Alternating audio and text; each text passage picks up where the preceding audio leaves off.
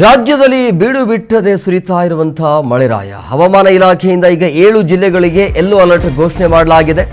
ಕರಾವಳಿ ಮತ್ತು ಮಲೆನಾಡು ಭಾಗಗಳಲ್ಲಿ ಭಾರೀ ಮಳೆಯ ಮುನ್ಸೂಚನೆ ಸಿಗ್ತಾ ಇದೆ. ದಕ್ಷಿಣ ಹಾಗೂ ಉತ್ತರ ಒಳನಾಡಿನಲ್ಲಿ ಗುಡುಗು ಸಹಿತ ಮಳೆಯಾಗುವ ಸಾಧ್ಯತೆ ಇದೆ. ಉಡುಪಿ ಆಗಿರಬಹುದು, ದಕ್ಷಿಣ ಕನ್ನಡ, ಉತ್ತರ ಕನ್ನಡ ಜಿಲ್ಲೆಗಳಲ್ಲಿ ಯೆಲ್ಲೋ ಅಲರ್ಟ್ ಘೋಷಣೆ ಮಾಡಲಾಗಿದೆ.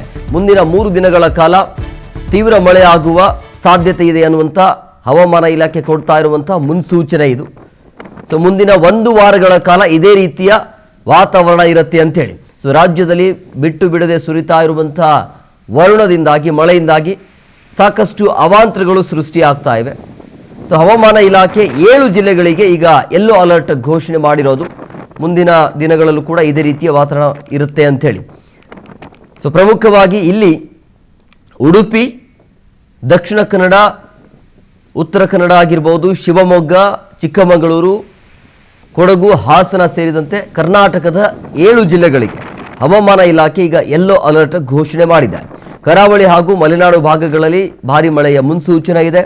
ದಕ್ಷಿಣ ಒಳನಾಡು ಮತ್ತು ಉತ್ತರ ಒಳನಾಡು ಜಿಲ್ಲೆಗಳಲ್ಲಿ ಗುಡುಗು ಮಿಂಚಿನೊಂದಿಗೆ ಮಳೆ ಆಗುವ ಸಾಧ್ಯತೆ ಇದೆ ಅಂತ ಹೇಳಲಾಗ್ತಾ ಇದೆ.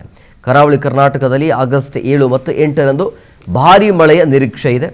ಇವತ್ತು ಮತ್ತು ನಾಳೆ ಕೆಲವೆಡೆ ಗಂಟೆಗೆ 40ರಿಂದ 60 ಕಿಲೋಮೀಟರ್ ವೇಗದಲ್ಲಿ ಬಿರುಗಾಳಿ ಬೀಸುವಂಥ ಸಾಧ್ಯತೆ ಇದೆ. ಉಡುಪಿ, ದಕ್ಷಿಣ ಕನ್ನಡ, ಉತ್ತರ ಕನ್ನಡ ಜಿಲ್ಲೆಗಳಲ್ಲಿ ವಿಶೇಷವಾಗಿ ಎಚ್ಚರಿಕೆಯನ್ನು ಕೊಡಲಾಗಿದೆ. ಶಿವಮೊಗ್ಗ, ಚಿಕ್ಕಮಗಳೂರು, ಕೊಡಗು ಜಿಲ್ಲೆಗಳಲ್ಲಿ ಭಾರೀ ಮಳೆ ಆಗುವ ಸಾಧ್ಯತೆ ಇದೆ ಅಂತ ಹವಾಮಾನ ಇಲಾಖೆ ಕೊಡ್ತಾ ಇರುವಂಥ ಎಚ್ಚರಿಕೆ.